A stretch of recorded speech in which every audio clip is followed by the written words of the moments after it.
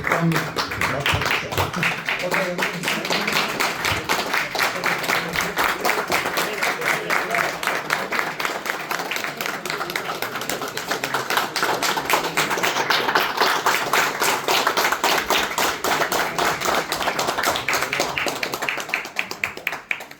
sir, it's an extremely an honor for us, all of us, that you have come here and you agreed to grace this meeting. And mostly what happens is that we go and meet sir, and this time sir has come to meet you. So there's a little bit of swapping which has been done.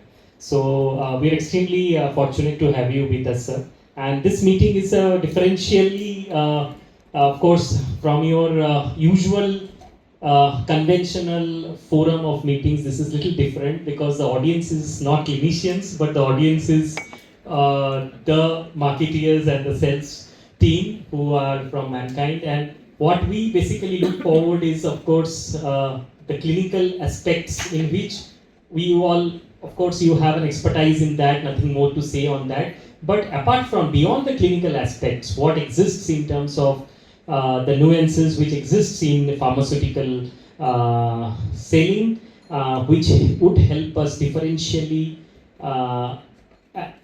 take a appealing, see appealing advantage in the doctor's chamber in terms of clinical expectation, in terms of the doctor's expectation from a pharmaceutical person. So that is what we would like to look forward from the expert's perspective. And thanks for coming here and giving us some time to spend some time with us. So before I go to the, of course, generation को ज़्यादा experience था, but अभी 10 year में इतना transition हुआ है, बहुत सारी चीज़ें ट्रांजिशन हुए हैं. डॉक्टर्स का वर्किंग पैटर्न, डॉक्टर्स की अंडरस्टैंडिंग, बहुत सारी चीज़ें बोलूँगा. डॉक्टर के साथ कोऑपरेशन, उस ज़माने में व्हाट्सएप नहीं था, अभी व्हाट्सएप पे भी आप डॉक्टर से कोऑर्डिनेट कर सकते हो. सो ये जितना भी ट्रांजिशन हुआ है उसके साथ साथ आप में भी बदलाव आना चाहिए जो डॉक्टर ऑब्जर्व करते हैं. मैं पर्सनली बात करूंगा कि बहुत बार जो प्रायोरिटी होती है वो पेशेंट की होनी चाहिए. आपकी बोलो, मेरी बोलो, फार्मासिस्ट की बोलो, कोई भी प्रोफेशन में प्रायोरिटी पेशेंट होना चाहिए. मैं बहुत बार young pharmaceuticals, young medical representatives को पूछा हूँ कि आपकी क्या प्रायोरिटी है, तो उनके तरफ से जवाब आता है, सर हमारा प्रोडक्ट का आपको कन्वे करना. This is the answer which I get nowadays. 10 में से मुझे हार्डली एक ने जवाब दिया होगा कि सर पेशेंट प्रायोरिटी है हमारी. So we are in the same team. समझ रहे हो? जैसे मैंने बताया कि जितने भी अपन हेल्थ वर्कर्स है, जितने भी हेल्थ रिलेटेड वर्कर्स है, उनकी प्रायोरिटी होनी चाहिए patients. Definitely we are in a business. मैं भी बिजनेस करता हूँ. मैं अगर पेशेंट चेक करूंगा तो मैं भी बिजनेस करता हूँ. मेरा खुद का बिजनेस है. Clinic is my own business. So definitely business में बिजनेस ग्रो होना चाहिए. But what are the basic precautions बोलिए, बेसिक कैरेक्टरिस्टिक्स बोलिए, बेसिक टर्म्स बोलिए, जिसके बेसिस पे अपन ने काम करना चाहिए. तो patient care is our utmost priority. Patient care का अभी मेरे तरफ से तो मैं ट्रीटमेंट कर रहा हूँ. आपके तरफ से क्या होना चाहिए पेशेंट केयर? तो आपको ऑब्जर्व करना है कि आप कौन से सराउंडिंग में खड़े हो, बैठे हो, वेट करते हो, क्योंकि बहुत जगह पे आपको समर रहे, पानी रहे, धूप रहे, आपको जाना है. आपको तीनों सीजन देखना है.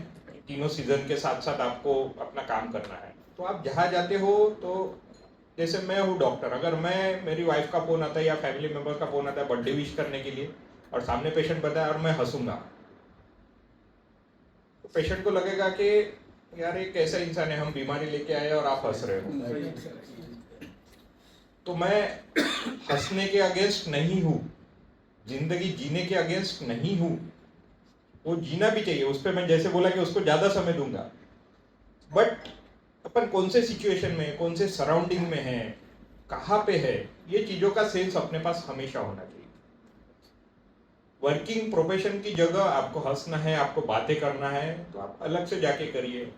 मैं बहुत सारे देखा हूँ कि वेटिंग पीरियड में कोई किसका कलीग मिल जाता है, कोई कंपनी शिफ्ट कर देता है, उसका बॉस मिल जाता है, उसका ये मिल जाता है, हंसना चालू कर देता है, यादें चालू कर देता है. अरे घर पे जाइए, उसको घर पे बुलाइए, खाना खाने बुलाइए, समय निकालिए. बट जिस प्लेस पे आप जो चीजें डिस्कस कर रहे हो, that's is not a right place to discuss, to laugh, to share your memories, to live the life. उसके लिए समय निकालिए, उसको घर में बुलाइए. आप समय निकालिए, आप उसके घर में जाइए या कहीं बाहर जाके बैठिए, आधे घंटे वहाँ पे बात करिए। सो मैं रिकमेंड करूँगा कि चेम्बर्स में आप आपकी यादें शेयर करते हो, आपकी मेमोरी शेयर करते हो, हंसते हो जोर से या फिर बातें करते हो। मैं हंसने के अगेंस्ट नहीं हूँ, वापस रिपीट कर रहा हूँ मैं, बट जहाँ पे ये चीज करते हो दैट इज रॉन्ग। मैं ये बोल रहा हूँ लाइफ जीना चाहिए, मैं ये नहीं बोल रहा हूँ कि जीना नहीं चाहिए, लाइफ जीना चाहिए, बातें करो, हंसो साथ में, बट कौन से सिचुएशन में कहाँ पे हो, क्योंकि अपने प्रोफेशन की रिस्पेक्ट मेंटेन करना ये अपनी रिस्पॉन्सिबिलिटी। आपकी रिस्पेक्ट भी डाउन होंगी तो मुझे बैड फील होता है। मैं प्रयास करता हूँ मेरे तरफ से जितना आपका रिस्पेक्ट होना चाहिए, कोई भी प्रोफेशन में रहे, वो रिक्शा भी चला रहा होगा, जो भी वर्क कर रहा होगा, उसकी खुद की सेल्फ रिस्पेक्ट होना चाहिए। मैं ट्राई करता हूँ कोई भी वर्कर रहे, उसकी 5,000 सैलरी रहे या 10 लाख सैलरी रहे, हर एक की सेल्फ रिस्पेक्ट उसके प्रोफेशन से होनी चाहिए और एज ए ह्यूमन बीइंग उसको ह्यूमन रिस्पेक्ट मिलना ही चाहिए। ठीक है, तो अपनी रिस्पेक्ट दिन ब दिन कम होती जा रही है, क्यों होते जा रही है ये सोचना चाहिए, सबने सोचना चाहिए। मैं एज अ डॉक्टर मेरी रिस्पेक्ट क्यों कम हो रही है, मैं वो सोचूंगा, उस पर वर्क करूंगा। आप एज अ मेडिकल रिप्रेजेंटेटिव आपकी रिस्पेक्ट कहाँ पे कम हो रही है, लोगों में कम हो रही है, पेशेंट्स में कम हो रही है, नॉर्मल पब्लिक में कम हो रही है या डॉक्टर्स में हो रही है, ये सभी अलग अलग फैक्टर्स है और सबको अलग अलग टैकल करना पड़ेगा। डॉक्टर्स में अगर रिस्पेक्ट कम हो रही है तो क्यों कम हो रही है? एक डॉक्टर अगर बिजी है, उस समय आप उनको मिल रहे हो, ऑलरेडी इरिटेटेड है, पेशेंट से इरिटेटेड है, समय से इरिटेटेड है, उसके पर्सनल प्रॉब्लम हो सकते हैं उससे, या कुछ अलग सोच रहा है, तो हो सकता है। तो प्रयास करिए जो भी डॉक्टर्स को आपको मिलना है या उसको कॉल करना है, पहले तो उसको समझिए कि उसका शेड्यूल कैसा है। 2 दिन जाके सिर्फ ऑब्जर्व करिए कि उसकी कब से कब ओपीडी रहती है, क्या रहती है, कॉल मत करिए, बट ऑब्जर्व करिए शेड्यूल कैसा है, क्या है, किस समय वो खाली रहते हैं, Sunday to Monday to Saturday में कौन से समय पे वो खाली रहते हैं, या फिर अगर उन्होंने कोई स्पेसिफिक टाइम आपके लिए बनाया है तो वो ऑब्जर्व करिए, उस समय जाके मिलिए। जैसे मैं मोस्टली कॉल देखता हूँ मॉर्निंग में, पेशेंट चालू होने के पहले, मेरे दिनचर्या चालू होने के पहले, स्ट्रेस बढ़ने के पहले, ताकि मैं आपके साथ इंटरेक्ट नॉर्मली कर पाऊँ और ये कर पाऊँ। मैं प्रयास करता हूँ कि ज़्यादा से ज़्यादा कॉल देख पाऊँ।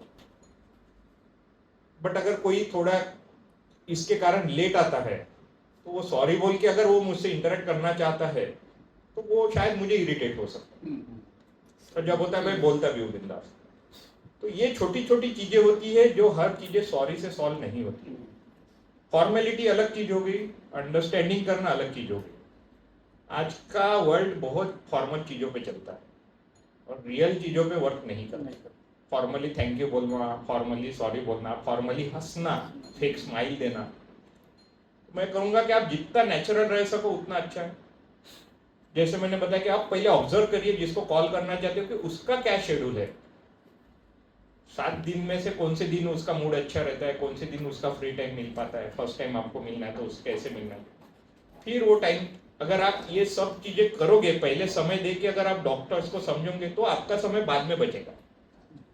आप क्या करते हो, जाके बैठ जाते हो रैंडम डॉक्टर्स के पास, कोई 3 घंटे वेट करता है, कोई 4 घंटे वेट करता है, 4 घंटे वेट करने के बाद कोई कॉल होता भी नहीं है, तो आपका समय भी इंपॉर्टेंट है। बट अगर कोई चीज सॉल्व करना है तो पहले उसके लिए समय देके पहले बेसिक में जाना पड़ेगा, फिर वो 2 मिनट में सॉल्व होगा, 2 मिनट के ऊपर नहीं लगेगा। अब जिनको पता है मेरा कॉल कैसे करना है, वो उनका 2 मिनट के ऊपर वेस्ट नहीं होता मेरे, वो तो गया 15 मिनट।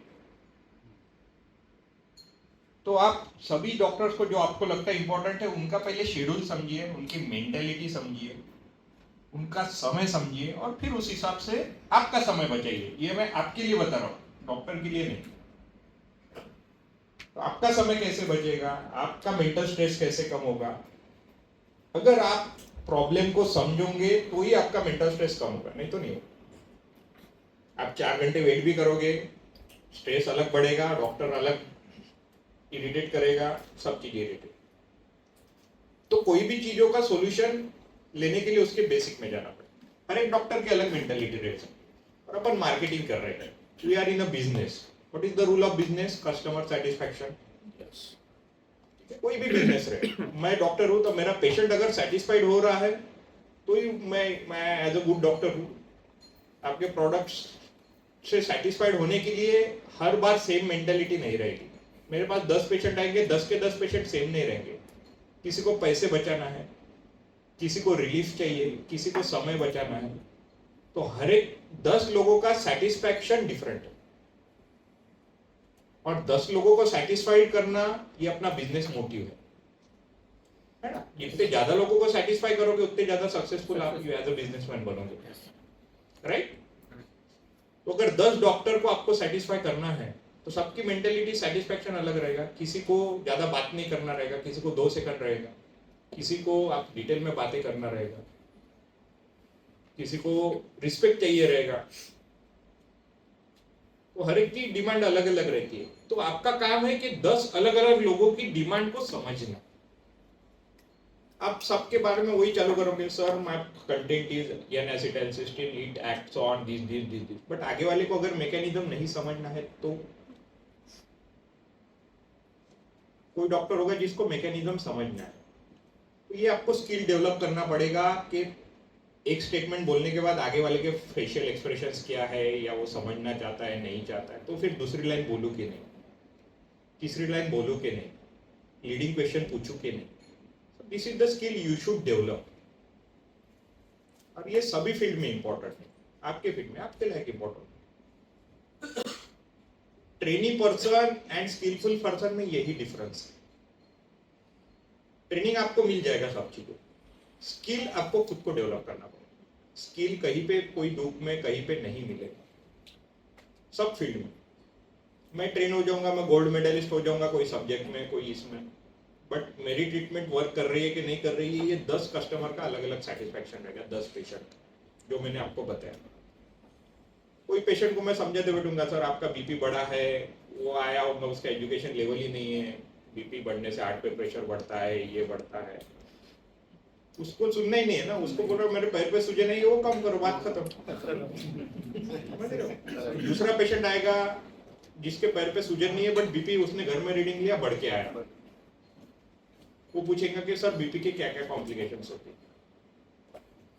उसको एक भी कॉम्प्लिकेशन नहीं है, बट उसको मुझे 10 कॉम्प्लिकेशन बताने पड़ेंगे कैसे होते कैसे। तो सेम थिंग है, सेम है, बट हर एक का perspective is different. So you have to learn how the different perspectives are there, और उसके हिसाब से खुद को मॉडिफाई और प्रेजेंट करना है। सो ultimate goal is customer satisfaction, but the customers are different and their satisfaction need is different. So we have to find out what is his satisfaction level, her satisfaction level. वैसे ही doctors के साथ होता है, वैसे ही patients के साथ। जैसे मैं कहूंगा कि patient is the utmost priority, बाकी डॉक्टर्स का नहीं पता, बट मैं देखता हूं कि कौन सा EMR पेशेंट की रिस्पेक्ट कर रहा है। बैग आपका एक बेंच पे पड़ा रहेगा, आप मोबाइल में वेटिंग टाइम में पिक्चर देखते रहोगे, हंसते रहोगे, पता नहीं आपको कौन सा पेशेंट है किसको जगह नहीं मिल रही। So this should not happen in your working place. Working place, मैं जैसे पहले बताया कि आपको 4 घंटे वेस्ट नहीं करना है, तो उसको कौन से समय में वो फ्री होता है उसको 4 दिन उसके पीछे 24 घंटे रह के ऑब्जर्व करिए, फिर 8वें दिन से आपको इजी हो जाएगा कि क्या करना है क्या नहीं करना। सो this is the way you should behave at your professional thing. ठीक है, कपड़ों के बारे में सबके बारे में पता है, मैं वो चीज में नहीं जाऊंगा। सो सबसे इंपॉर्टेंट थिंग होती है आगे वाले की मेंटेलिटी और कंडीशन टैकल करना। This is the top most priority, और यही सबसे लिस्ट प्रायोरिटी दी जाती है बहुत सारे लोगों की। ये मेरा ऑब्जर्वेशन है। टाई टाइट नहीं होंगी चलेगा, बट अगर आप आगे वाले की मेंटेलिटी समझ के अगर आप टैकल कर सकते हो तो you are good enough. Formality पे फोकस कम करिए, प्रैक्टिकलिटी पे फोकस ज्यादा करिए। फॉर्मेलिटी सबको पता होगी, मैं नहीं बताऊंगा। प्रैक्टिकलिटी पे फोकस करिए।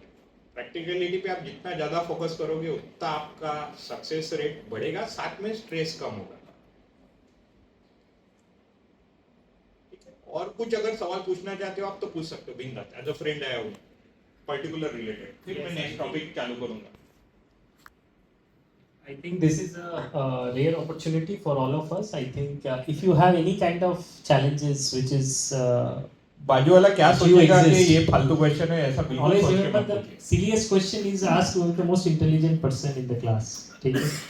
So consider yourself as the most intelligent and be silliest, no matter whatsoever it is. Sir आप क्या प्रीफर करते हैं? एक हमारा आ रहा है बहुत अच्छा डिटेलिंग कर रहा है, आपको इम्प्रेस कर रहा है, और एक हमारा आ रहा है आपका टाइम कम ले रहा है, Very तो पॉइंट nice. बात कर रहा है, टू द पॉइंट बात कर रहा है, डिमांड कर रहा है, सो डिटेलिंग से इम्प्रेस हो गया, थोड़ा डिमांड से इम्प्रेस होंगे सर? डेफिनेटली सेम ड्रग है, बट मेरे पास 2 पेशेंट आते हैं, एक को पैसा बचाना है, एक को रिजल्ट अच्छा चाहिए। तो अगर आप जो प्रोडक्ट लेके आ रहे हो पर्टिकुलर इसमें से कौन से क्राइटेरिया में फिट होता है वो सब करोगे और टू द पॉइंट बोलोगे तो डेफिनेटली मैं टू द पॉइंट रिलेटेड जाऊंगा। डिटेल्स बताना इंपॉर्टेंट थिंग है, डेफिनेटली इंपॉर्टेंट थिंग है, बट उसमें से कौन से 2 ही डिटेल्स बताना है वो बहुत सॉर्ट आउट करके बताना बहुत इंपॉर्टेंट थिंग है।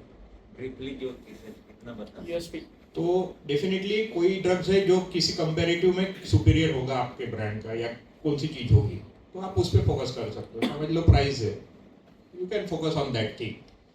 इफेक्ट आपको पता है, डॉक्टर को पता है, ठीक है, सेम मॉलिक्यूल है, पर्टिकुलर आप मेन इनोवेटर मॉलिक्यूल से क्या डिफरेंस है ये भी बता सकते हो अगर आप में है, या फिर बायोसिमिलर है वो पॉइंट और प्राइस पॉइंट हो गया, डिपेंड करती है ये सब चीज़ों में। और अगर मुझे डिटेल चाहिए होगा तो मैं वैसे रिस्पॉन्स दूंगा कि फर्दर मुझे कोई डाउट है तो पूछूंगा। तो रैदर देन 10 पॉइंट डायरेक्टली बता देने से अच्छा 2 इंपॉर्टेंट पॉइंट है वो बताओ। इफ एनी क्वेरी आप लीडिंग क्वेश्चन पूछ सकते हो आगे से कि sir if you any detail wants you can let me know. Correct. बहुत बार मैं कुछ सवाल पूछता हूँ तो उनके जवाब पता ही नहीं रहते उनको, फिर मैं फिजियोलॉजी में चला जाता हूँ, फिर फिजियोलॉजी पूछता तो उनको आता नहीं है। What is SGLT2? Sir SGLT2 inhibitor ये HbA1c इतना कम करेगा, बट कैसे एक्ट करता है, what are the complications, what we tell. तो मैं ये कहूंगा कि जब तक आपका नॉलेज ही डिटेल में नहीं है आप प्रेजेंट कैसे कर पाओगे। नॉलेज डिटेल में होने का मतलब ये नहीं है कि सिर्फ 10 लाइन पढ़ लो या 10 लाइन आपको याद हो। फिजियोलॉजी आनी चाहिए, उसके रिलेटेड बहुत सारी चीजें आनी चाहिए।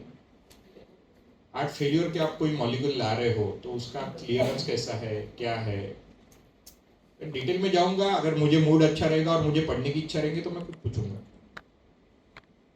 तो मुझे लगता है कि आप 2 पॉइंट हाईलाइट करिए और फिर आगे वाले का जो मैंने सबसे पहले बताया कि आगे वाले का डिमांड, नीड, उसका इमोशंस, उसके चेहरे के हाव भाव, उसका इंटरेस्ट, वो आई कांटेक्ट ही नहीं कर रहा आपके साथ, इग्नोर कर रहा है, तो वो समझ जाना चाहिए कि आपने आपको इग्नोर कर रहा है। तो आपको डिटेल में जाने की, जितने डिटेल जाओगे उतना आप और इरिटेट करोगे आगे वाले को। इरिटेट करना और कॉन्फिडेंस में लेना दोनों अलग चीज होती है। ये कई बार होता है। यस, क्या सर कई बार डॉक्टर लोग का नहीं क्या कुछ लिखते रहते हैं और फिर भी हम डिटेल करते जा रहे हैं। इरिटेशन। मैं राह देखता हूँ कि आगे वाला कब साइलेंट होगा, तब तक मैं सो जाता हूँ। You should observe these things. Definitely दोनों इम्पोर्टेंट है, दोनों इम्पोर्टेंट है, बट टू द पॉइंट और डिपेंडिंग ऑन सिचुएशन। आपको डिटेल बताना ही है तो आप ऐसे समय निकाल के जाइए जब वो साइलेंट ले रहे, उनकी अपॉइंटमेंट लेके जाइए कि सर अगले हफ्ते में मुझे ये प्रोडक्ट के बारे में डिटेल बताना है, तो कब आओ।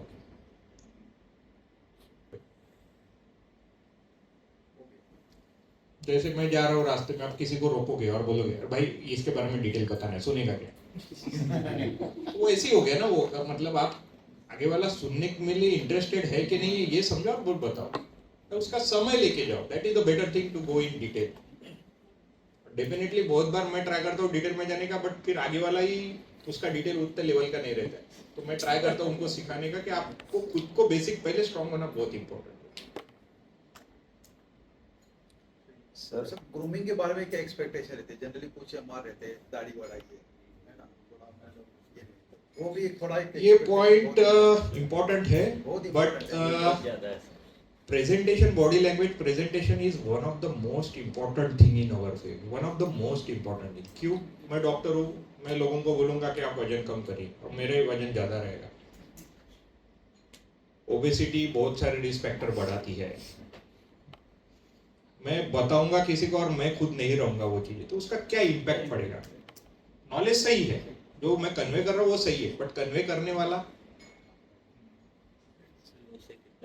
so that is the thing which comes in your presentation, that your body language, your look, but ये सेकेंडरी आता है जब तक आपका नॉलेज अच्छा नहीं।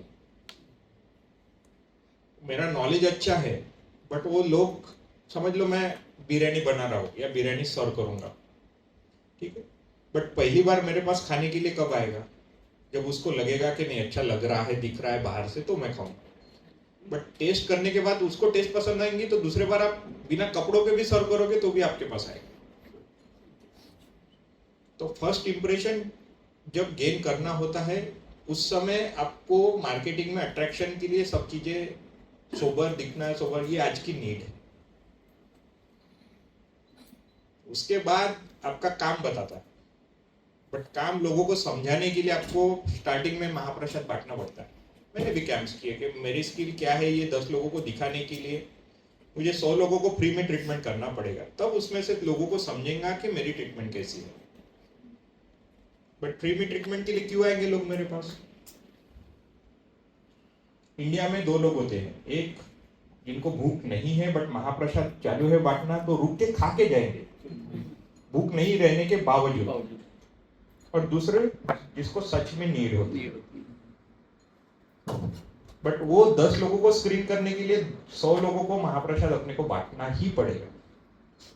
This is the truth in India.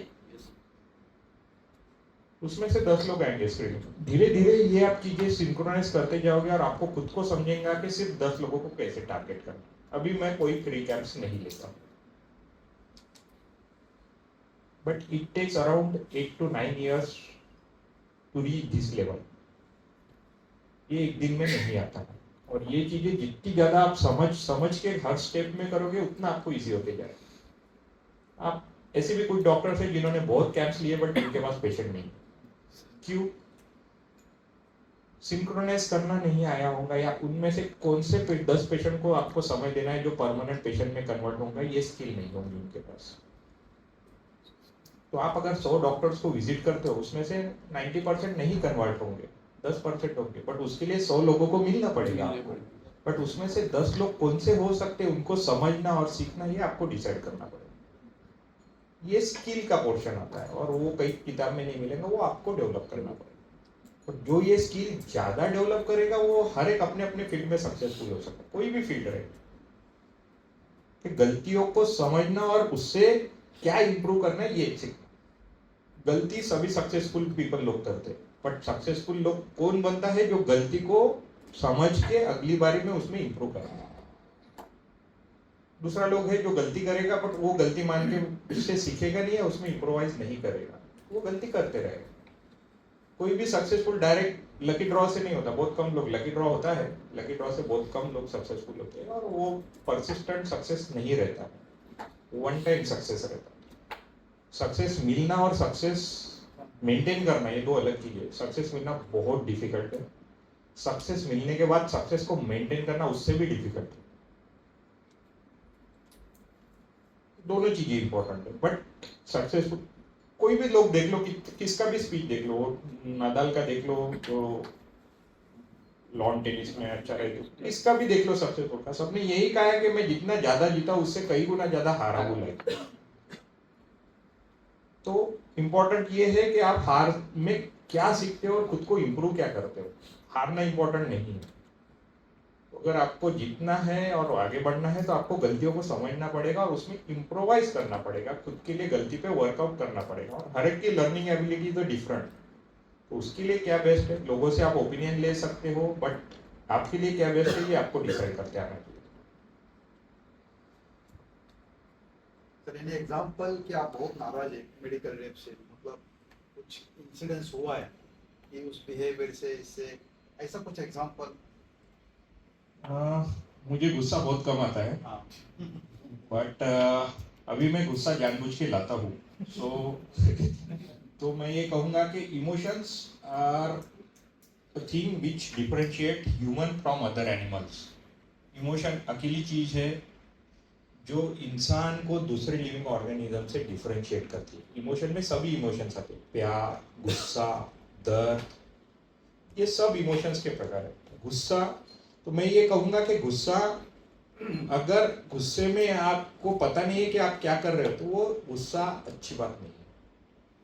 But अगर आप गुस्सा लाना जरूरी है, ये समझ रहा है सिचुएशन के हिसाब से, गुस्से को प्रॉपर यूज कर रहे हो चीजें अच्छी करने के लिए, तो that is a good thing. तो गुस्सा आना चाहिए क्योंकि वो ह्यूमन का एक यूनिक थिंग है जो बाकी एनिमल से डिफरेंशिएट करता है। बट गुस्से का प्रॉपर यूज और गुस्से को कंट्रोल में रखना, मैं क्या वर्ड्स यूज कर रहा हूँ, आगे वाले को कौन से वर्ड्स में समझा रहा हूँ, तो जब तक आप एंगर का यूज प्रॉपर नहीं करोगे चीजें ठीक नहीं होगी। नॉर्मल गुस्सा। हाँ, तो आप अगर आप अच्छे लीडर बन रहे हो तो डेफिनेटली आपको 10 लोगों को ठीक रखना है, तो उसमें से 4 लोगों को गुस्सा करना पड़ेगा अलग चीज के लिए, 4 लोगों को गुस्सा अलग करना पड़ेगा। बट अगर वो गुस्से से वो इम्प्रूव हो रहा है तो अच्छी बात है, वो डिप्रेस हो रहा है या उसकी सेल्फ रिस्पेक्ट डाउन हो रही है तो ये गलत चीज है। तो गुस्सा आप कहाँ बोल रहे हो, जैसे मैं एग्जाम्पल पूछा हो आपने, तो जब मेरे एमआर की भीड़ जमा होना चालू हो गई तो मेरे पेशेंट हैम्पर होना चालू हुआ। पेशेंट आते थे तो पेशेंट को बैठने को जगह नहीं रहती थी, तो मैंने सबको रिक्वेस्ट किया कि पहला रो बेंचेस पे कोई नहीं बैठेगा, और अगर पेशेंट आता है तो उसको जगह देना ही है। ये आपका काम है ढूंढना कि कोई पेशेंट आएगा उसको बैठे। ये एमआर की भीड़ देख के पेशेंट दूर से, अरे इतनी भीड़ है, मेरा नंबर कब लगेगा, वापस जा रहा है, तो मेरा बिजनेस हैम्पर हो रहा है। अगर आपके प्रेजेंस के कारण जिसके लिए आप जा रहे हो उसका अगर बिजनेस आपके प्रेजेंस के कारण हैम्पर हो रहा है तो वो आपको क्यों सपोर्ट करेगा? So why should I support you if you are disturbing my business? So ऐसी चीजों के कारण मैं गुस्सा हुआ बहुत बार। पार्किंग के लिए मैं मेरी 2 व्हीलर छोड़ी, 4 व्हीलर भी नहीं ला सकता था, 4 व्हीलर छोड़ी मेरे क्लिनिक में। जो आते हैं कॉल डे के लिए उनको पता हो, तो मैं धीरे धीरे सबको किया कि यहाँ पे ये सामने में जो भी बाइक्स लगे होंगे मैं उनके कॉल्स नहीं देखूंगा, वो अपनी बाइक लेके जा सकते हो, बाकी लोग कॉल कर सकते। तो this is the way I try to express my anger, to have a synchronize things. Bags ऊपर रखते हैं तो मैं बोलता हूँ कि बैग्स मुझे दीजिए, मैं संभालता हूँ, इतना इंपॉर्टेंट थिंग है। बट बेंच पे नहीं रखना, बैठने की जगह है, आप बैठिए, बेंच पे बैग क्यों रख रहे? सो बहुत बार मुझे गुस्सा मेरा नेचर नहीं है, बट चीजें जब सर के ऊपर से जाना चालू होती है तो उसका यूज समय पे करना ताकि चीजें सिंक्रोनाइज के लिए बहुत इंपॉर्टेंट। अगर कोई 15 सेकंड के ऊपर कॉल चलता है तो मैं उस पर गुस्सा होता हूँ कि अगर आपको यही समय लेना है तो अभी से मत आइए मेरे पास, ताकि मैं 30-40 कॉल कर चुकूँ कम समय में। जो आए हैं सब लोग, जो इम्पोर्टेंट है, सबका काम है जो मार्केटिंग करना, उनका सबको समय मिल सके। बट अगर मैं एक को ही 5 मिनट दूंगा तो बाकी कॉल्स रुक जाएंगे, पेशेंट आ जाएंगे, सब चीजें बिगड़ जाएगी। तो अगर कोई समय ज्यादा ले रहा है तो उस पर गुस्सा होना मुझे लगा कि वो जायज है कि उसके कारण वो चीजें सिंक्रोनाइज चलती रहे। तो this is the small things. कोई गुस्सा होना चाहता है, और डेफिनेटली अगर गुस्सा होते हो तो आप, मैं ग्रुप में या मान में तभी ये चीजें बोलता हूँ जब एक भी पेशेंट नहीं हो। अगर कोई भी पेशेंट होता है तो मैं उसके सामने उसकी रिस्पेक्ट डाउन हो ऐसी चीजें कभी बात करने का मैं प्रयास करता हूँ कि उसके सामने ये चीजें नहीं होनी चाहिए। तो this is the way how I use my anger. आज एक निकल की बात आ गई, पार्किंग, है ना? गलती करते हैं बहुत बार, पार्किंग मतलब पूरा क्लिनिक के सामने पेशेंट के बैठने की जगह नहीं और पार्किंग की जगह नहीं होती पेशेंट को, तो फिर आपको एंटरटेन करने का क्या लॉजिक आ गया? क्योंकि पेशेंट तो प्रायोरिटी है ना अपनी। दूसरे दुकानदार और इसका भी सॉल्यूशन आपको मिल जाएगा कि डॉक्टर को समय कब मिलता है, क्या करता है, जो मैंने बताया पहले। तो आपको 4-4 घंटे जाके पार्क करने की जरूरत ही नहीं है।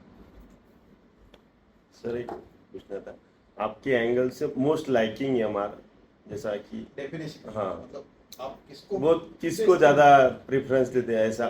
और ये तो प्रॉपर आंसर नहीं होगा, क्योंकि कोई भी इंसान को समझने के लिए 5 सेकंड, 10 सेकंड, आधा घंटा भी कम से कम इंप्रेशन रहता है ना सर। फिर भी 1-2 एमआर होंगे सर आपके लिस्ट में कि वो आपके एकदम माइंड में रहते sir.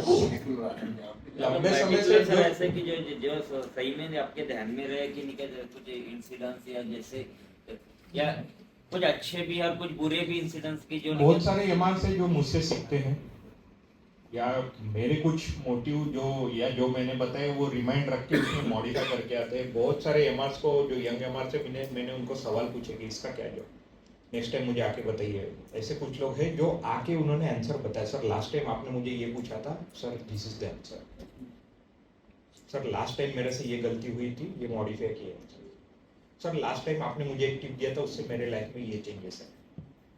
So these are the things which impresses me. Impresses बोलने से अच्छा ज़्यादा मुझे हैप्पीनेस फील कराती है। अगर किसी की लाइफ मेरे कारण सुधर सकती है और अच्छी हो सकती है, that is the most important thing. I would like to have happiness की डेफिनेशन मैं कहूँगा. तो ऐसे कुछ एमआरस है जिन्होंने ये चीज़ें ध्यान में रख के, ये चीज़ें रख के खुद फायदा हुआ वो आके बताते हैं, हिम्मत जोड़ते हैं. वो लिमिटेड एमआर से जो मेरे लाइफ से कनेक्टेड है. बहुत सारे लोग हैं जब मैं स्ट्रगलिंग डे से जब मैं था उससे कनेक्टेड है. वैसे भी कुछ लोग हैं जिन्होंने मेरे टाइम में जब पेशेंट कम थे, जब मैं ओपीडी में स्ट्रगल करता था उस समय कनेक्टेड थे. अभी सीनियर हो गए. ऐसे भी कुछ लोग हैं, बहुत लोग हैं. नाम लेने लायक बहुत बार मैं नाम किसी का कम लूंगा या मुझे याद नहीं रहेगा, बट लेकिन उसका चेहरा याद इंसिडेंट्स रहेगा. रहते हैं कि जो कुछ ऐसे गलत होता है तो उनके वो याद रहता है कि कहीं गलत दिखा. जैसे मैंने बोला गलती नहीं, सबसे वही होगी. मैं गलती माइंड में कभी नहीं लेके चलता हूँ. इम्प्रूव करने वाला. और गलती इंप्रूव करोगे तो फायदा उसको होगा ना, मुझे थोड़ी होगा. कभी भी अगर आपको कोई गलती बताने वाला इंसान मिलता है तो बहुत अच्छी बात है. उससे आपको सीखना चाहिए कि आप खुद में क्या इंप्रूव कर सकते हो, रादर देन वो मुझे बोला है वो माइंड में लेके खुद डिप्रेस हो रहे हो. तो ये अलग अलग चीजें आप किसको कैसे नहीं देंगे. होंगी कि वो कर नहीं पाए. बाद में सिंपल मैंने कल एक वीडियो देखा शॉर्ट, इसका बोलूंगा ही. डॉक्टर के एब्यूज लैंग्वेज में एक ट्रेन में मेट्रो ट्रेन का एक शॉर्ट वीडियो था. पीछे वाला अपना मोबाइल जेब में रखने गया बट उसका आगे वाले को धक्का लगा. उसने उसको बोला कि मेरा पॉकेट चोर रहा है का ये बास्टर्ड. जो बेटे थे हम बाद में उसने एक्सप्लेन किया कि मैं तो मोबाइल रखता था ट्रेन में. तो उसको बुरा फील हुआ, दूसरे दिन तक बुरा फील हुआ कि उसने मुझे पॉकेट अभी जो मैंने एग्जांपल दिया उसी में इसका जवाब था. दूसरे दिन बट मैं मेरे पर्सपेक्टिव से मेट्रो से जा देखूंगा रहा था, आगे वाले को धक्का देके तो अपना हाथ दे रहा. 10 पेशेंट आगे वाला आएंगे, पलटा के उसको बोला दूसरे एक पेशेंट बाहर वेट कर रहा है, अब तू पॉकेट चोर रहा है. जबकि ये हंस पेशेंट रहा ऑलरेडी है. अपॉइंटेड है, वो शांति इसको से कल बैठा, एक उसका फील नंबर हुआ वो दूसरों को हो रहा है. इमरजेंसी तो वो भी हंस रहा मैंने है. एक्सपीरियंस इसको बता बोला रहा हूँ, कोई उसको गुस्सा नहीं है. फिर इसने उसको सिनेरियो बना के नहीं बता रहा हूँ, ये दिस हैज एक्चुअली हैपेंड फिर विद तेरे को खुशी है. उसने जब जवाब सर, दिया emergency उसने ये emergency बोला देखो. कि वो इंसान मेरे को मैं पहले बोलता हूँ स्टेशन कि से मेरे क्लिनिक में मैं खुद इमरजेंसी को 21 साल से जानता हूँ. मैं हैंडल नहीं कर सकता हूँ कोई. फिर भी मैं देख लूंगा. तो मुझे अगर लग रहा है कि वो दूसरे आपको जज कर रहे हैं, इस पे आपका फोकस होना ही नहीं मैं उसको होना बोलूंगा चाहिए. और आपको क्या वहाँ पे फर्क बेसिक पड़ना चाहिए कि वो आपको क्या उसके जज अस्पताल करता में लेके जाइए जहाँ पे जैसे बेसिक मैं कोई एमआर को बोल दूंगा शायद वो अच्छा वो बाहर नहीं गाली मारते मैं उसको जज करना ना कोई नहीं, उसको बुरा भी नहीं बैठा करना. है तू. मैं प्रोफेशनली क्लिनिक कुछ अगर चीजें तू बताई पेशेंट हूँ. चेक नहीं कर इसका सकता मतलब तो ये नहीं तूने कि वो क्लिनिक काय को खोल के ह्यूमन बता. बीइंग बैड है. ये 10 पेशेंट के सामने जोर से चिल्ला उसका नेचर पता है ना. खुद को अगर आपको नहीं फील हो रहा है How कि आप should I कुछ कर react रहे to हो this? और आप खुद पे सेटिस्फाइड हो तो दूसरों को जज करने का आपको 4 दिन मुझे कोई बुरा लगा. मतलब भी नहीं बनना चाहिए. 5वें दिन मैंने इससे सोचा कि मैं 90% क्यों स्ट्रेस बुरा आपका लगा, वैसे भी कम हो जाएगा अगर आप ये चीजें सीख जाओ. जबकि वो मेरा परमानेंट पेशेंट भी मैं भी नहीं सीख है, रहा हूँ ये चीजें. तो आप भी अगर वो सीख मेरा रहे हो, परमानेंट कस्टमर भी नहीं स्ट्रेस है. कम करना बहुत इजी है. और Yes. मुझे कस्टमर सेटिस्फैक्शन मैं ट्राई करूंगा मैक्सिमम लोगों को सेटिस्फाई करने का. बट आप 100% लोगों को कभी सेटिस्फाई नहीं कर सकते. ये मैं उस दिन सीखा ये इंसिडेंट से. तो इट्स ओके. ये कोई प्रॉब्लम नहीं है कि आप कुछ लोगों को उनके टर्म्स एंड कंडीशन फुलफिल नहीं कर सकते. It's okay. बाकी उसको क्या रिएक्ट करना है ये उसकी रिस्पॉन्सिबिलिटी है, आपकी नहीं. और उसके रिएक्शन को आपको क्या रिएक्शन देना है उसके एक्शन को, ये आपकी रिस्पॉन्सिबिलिटी. उसके बाद 4 पेशेंट अंदर आके मुझे बोले सर उसके बारे में आप गलत मत सोचो, हमें पता है सर आप कैसे. बट मेरे दिमाग में वो नहीं चला जो 4 लोगों ने अच्छा बोला. जो एक चीज गलत हुई वो मेरे दिमाग में बनी. तो आपके साथ 5 अच्छी चीजें भी होती है, 5 अच्छे डॉक्टर्स भी होंगे जिन्होंने आपको अप्रिशिएट किया होगा. तो वो चीजें रिवाइज करिए ना खुद के साथ. आप वही चीज क्यों लेके बैठे हो कि उसने एब्यूजिव लैंग्वेज दी. उसकी इच्छा और उसने उसकी सेल्फ रिस्पेक्ट डाउन की आपको गलत वर्ड बोल के. आपकी रिस्पेक्ट डाउन नहीं की, आपके नजर में वो डाउन हो चुका है. तो उसने गलत चीज करके खुद की सेल्फ रिस्पेक्ट डाउन की, आपकी नहीं. आपकी रिस्पेक्ट डाउन वो कर भी नहीं सकता है क्योंकि वो आपको आधे घंटे से जानता है, आप खुद को 25 साल से 30 साल से जानते हैं. तो एक पेशेंट मेरे बारे में गलत बोल के गया, इसके कारण मेरी ओपीडी बंद नहीं हुई. फाइनल रिजल्ट अब बंद क्यों नहीं हुई? क्योंकि जिनको मेरे पे ट्रस्ट है वो आ रहे हैं, बैठ रहे हैं. तो लाइफ में अगर ये चीजें कम करना है तो आपको ऐसे पेशेंट को सॉर्ट आउट करना ही होगा. तो मैं ट्राई करता हूँ जो पेशेंट मुझे इरिटेट करे या मेरे टर्म्स एंड कंडीशंस पे मॉडिफाई नहीं होता है, मैं उस प्रयास करता हूँ कि वो अगली बार से मेरे पास ना आए. तो मैं 10 साल से यही चीजें ऐड करते जा रहा हूँ कि अगले 5 साल के बाद मुझे एक भी पेशेंट ने स्ट्रेस नहीं देना चाहिए। ये एक दिन में नहीं होगा, 10 साल हो गए अभी और 5 साल का टारगेट है मेरा कि 5 साल के बाद मेरे पास सिर्फ ऐसे पेशेंट रहना चाहिए जो मुझे 1% भी इरिटेट नहीं करेगा, और इट्स माय चॉइस। और उनको कैसे कलेक्ट करना है ये भी मेरी चॉइस है। मैं बोलता हूँ बहुत सारे पेशेंट्स को, जो पेशेंट आके बोलते हैं सर जल्दी लगता नहीं नंबर आपके पास, या फिर मुझे जाना था आपने देखा नहीं, सर आपकी जो रिसेप्शनिस्ट है वो अच्छी बिहेव नहीं करती सर। मैं बोलता हूँ, मैं डायरेक्टली बोलता हूँ कि जहां पे आपको पसंद ही नहीं आता ऐसे जगह आप जाते ही क्यों हो? जिनके आपको जहां पे अच्छा बिहेव लगता है, आपको जो आपके टर्म्स एंड कंडीशन अच्छे लगता है, आप उनके तरफ जाना चाहिए। बहुत अच्छे डॉक्टर है ये सिटी में, you need not to come to me. आपको समय नहीं मिल रहा, आपको झगड़े हो रहे हैं, आपको गर्मी हो रही है, ऐसी जगह जाना ही नहीं चाहिए जहां पे आपके टर्म्स एंड कंडीशन फुलफिल नहीं होते। So this is the way how I handle to reduce the patient who I don't want to. अगली बारी से उसको अगर सच में मेरी ट्रीटमेंट लेना है तो वो शांत बैठेगा बाहर। ये मेरा एक्सपीरियंस है खुद का। मैंने सिस्टर को भी बता के रखा है, रिसेप्शनिस्ट को भी बता कि जिनको खाई है उनको बोल दीजिए कि आप दूसरे डॉक्टर के पास जाइए। She announces in front of other patients also. दूसरा रास्ता मैंने ढूंढ के निकाला। कोई पेशेंट बोलता है मेरा नंबर लगा दो, मेरे बच्चे घर में हैं, मुझे शादी में जाना है, मुझे इसमें जाना है, क्योंकि आज के जमाने में समय सबसे बड़ा चीज है। तो अगर उसको अंदर भेजा तो दूसरे पेशेंट जो पीछे से आते वो बोलते कि उनको क्यों अंदर भेजा, और जिसको मैं चेक कर लिया वो घर चला जाता है। और बचा झगड़ा रहता है जो बचे पेशेंट है उनमें और मैं में। इट्स अ वॉर थिंग कि आपने उसको पहले क्यों अंदर भेजा। सो इस पे मैंने सोच के, जैसे मैंने बोला कि गलती होती है, ये मेरी गलती थी कि मैंने दूसरों को पहले भेजा। अब गलती से मैं क्या सीखा और उसको कैसे इम्प्रोवाइज किया कि मैं सिस्टर को बताता हूँ कि जो बाद वाले नंबर है उनसे ही उसकी परमिशन दीजिए कि इनको लूज मोशंस हो रहे हैं, ये बैठ नहीं सकते, आपके बाद इनका नंबर है, क्या मैं इनको पहले भेजूं। तो अगर पेशेंट हाँ बोलते हैं तो उनको भेजते, ना बोलते तो वो पेशेंट उनसे झगड़ा करता है कि प्लीज मुझे जाने दीजिए। वो रिक्वेस्ट करता है उनसे जो कुछ है। मुझे तो सब पेशेंट देखना है। सिस्टर भी बोलती है कि डॉक्टर को पहला पेशेंट, 50वां पेशेंट, सब पेशेंट देखना है, वो देखे बिना नहीं जाएंगे। कोई ऐसा नहीं है कि कोई 50,000 दे रहा है मुझे, मेरे लिए सब पेशेंट समाने, वो पैसे वाला रहे ना रहे। So this is the way how you take solution from your problems. तो प्रॉब्लम रहेंगे बट सॉल्यूशन निकालने का वे होता है।